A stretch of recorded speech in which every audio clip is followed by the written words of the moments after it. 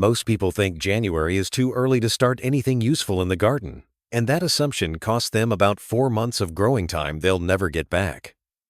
The truth is, January isn't too early.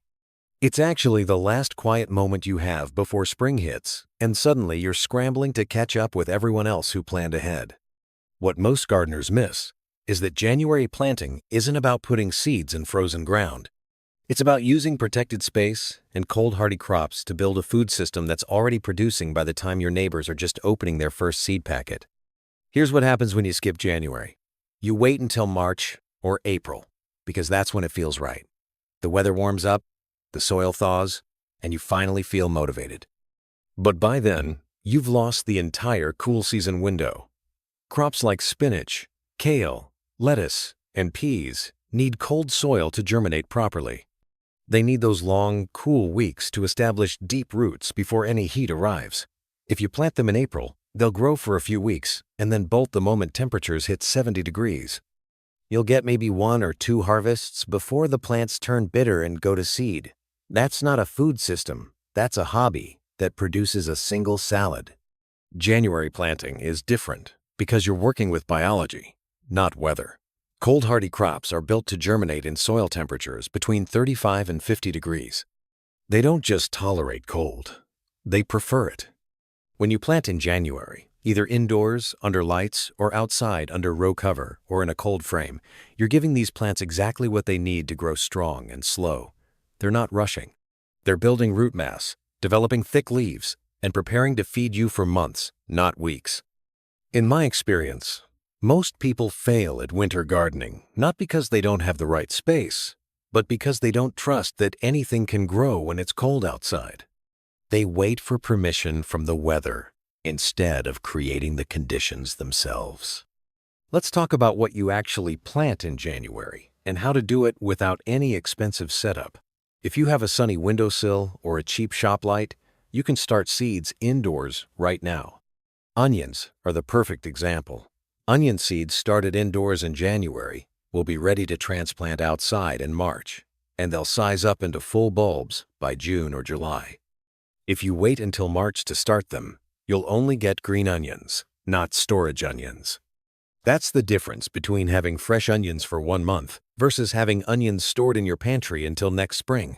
It's the same amount of work. The only difference is when you start. Lettuce is another one people assume needs warmth, and that's completely backward. Lettuce seeds germinate best in cool soil.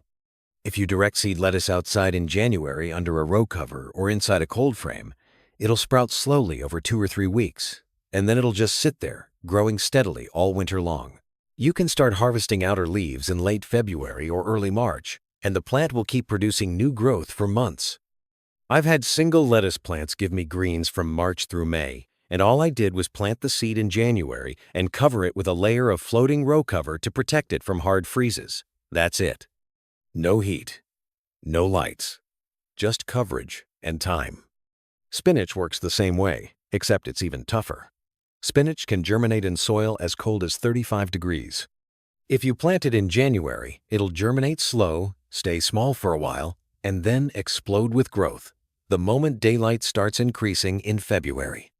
By March, you'll have more spinach than you know what to do with, and it'll keep producing until late April or even May if the spring stays cool. If you wait and plant spinach in April, you'll get 2 weeks of growth before it bolts. 2 weeks versus 3 months. That's what the January window gives you. Peas are the crop most people regret not planting earlier. Peas need to be in the ground while it's still cold because they hate heat. If you plant peas in January, either indoors in deep containers or outside under cover, they'll germinate in about 10 to 14 days, and then they'll grow slowly through the cold weeks.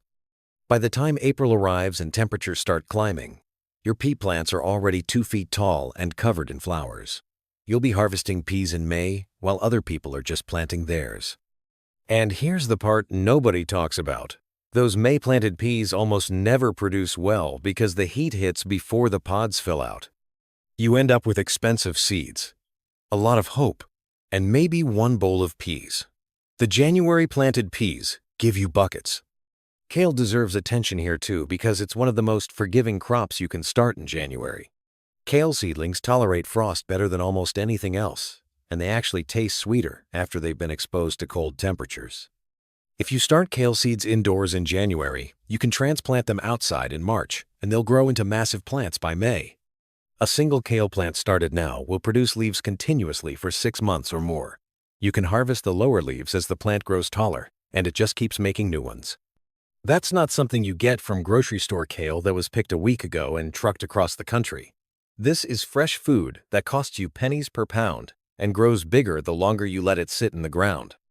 Arugula is another crop that thrives in the January window.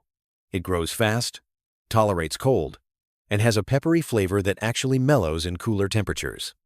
If you plant arugula seeds in January under cover, you'll be eating salads in March.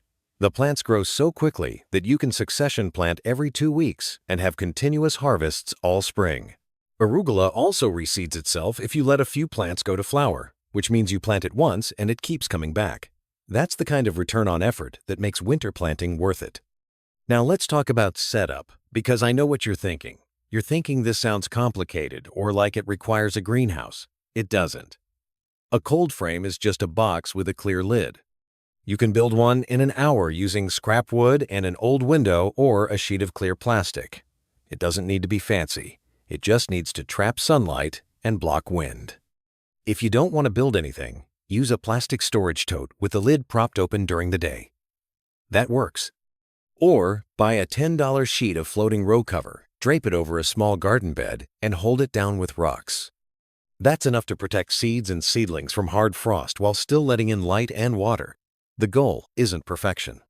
The goal is creating a microclimate just a few degrees warmer than the outside air, and that's enough to grow food all winter. If you're starting seeds indoors, you don't need expensive grow lights. A basic shop light with LED bulbs works fine. Hang it 2 inches above your seedlings and run it for 14 hours a day. Plant your seeds in any container with drainage. Yogurt cups, plastic trays, solo cups with holes poked in the bottom, it all works. Fill them with potting mix. Plant your seeds, water them in, and put them under the light. Keep the soil moist, but not soaked, and keep the lights close so the seedlings don't stretch. In 6 to 8 weeks, those seedlings will be ready to go outside, and by then, the worst of winter is over. Here's the thing people don't calculate. Every week you delay planting in January is a week of lost production on the other end. If you plant lettuce today, you'll harvest it in 10 weeks. If you wait 4 weeks, you'll harvest it in 14 weeks. That's a month of eating grocery store lettuce instead of your own. Multiply that across 5 or 6 crops, and you're looking at hundreds of dollars in grocery savings and months of fresh food you didn't have to buy. That's not even counting the fact that homegrown winter greens taste better, last longer in the fridge, and don't come wrapped in plastic. The psychological part matters too. When you plant in January, you're not waiting for spring. You're already in it. You're already growing food, while everyone else is still looking at seed catalogs. By the time March arrives and people start talking about garden plans, you've already got seedlings hardening off and greens growing under cover. That momentum changes how you approach the whole season. You're not starting from zero in April. You're expanding a system that's already working. I think the reason most gardeners miss this window is because January doesn't feel productive. It's cold, it's dark, the soil looks dead, and the idea of planting anything seems pointless. But that feeling is just weather. It's not biology. The crops don't care what month it is. They care about soil temperature, daylight length, and time. If you give them the conditions they need, they'll grow.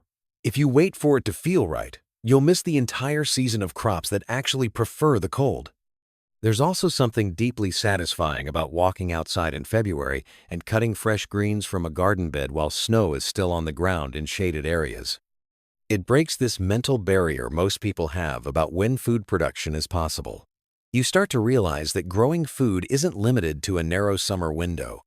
It's a year-round practice if you're willing to work with the seasons instead of against them. That shift in thinking is what separates people who garden as a hobby from people who garden as a genuine food source. So here's what you do. This week, decide on 3 crops you want to grow. Keep it simple: lettuce, spinach, and peas. Buy the seeds if you don't have them. Get a bag of potting soil. Find something to plant in, whether that's containers indoors, a cold frame outside, or a garden bed under row cover. Plant the seeds. Water them. Cover them if they're outside. Put them under light if they're inside. Then wait. Not for spring. Just wait for the seeds to do what they've always done, which is grow when the conditions are right.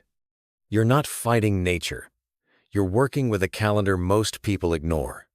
And that's the difference between spending all year catching up and spending all year eating food you grew yourself. January isn't too early. It's exactly on time.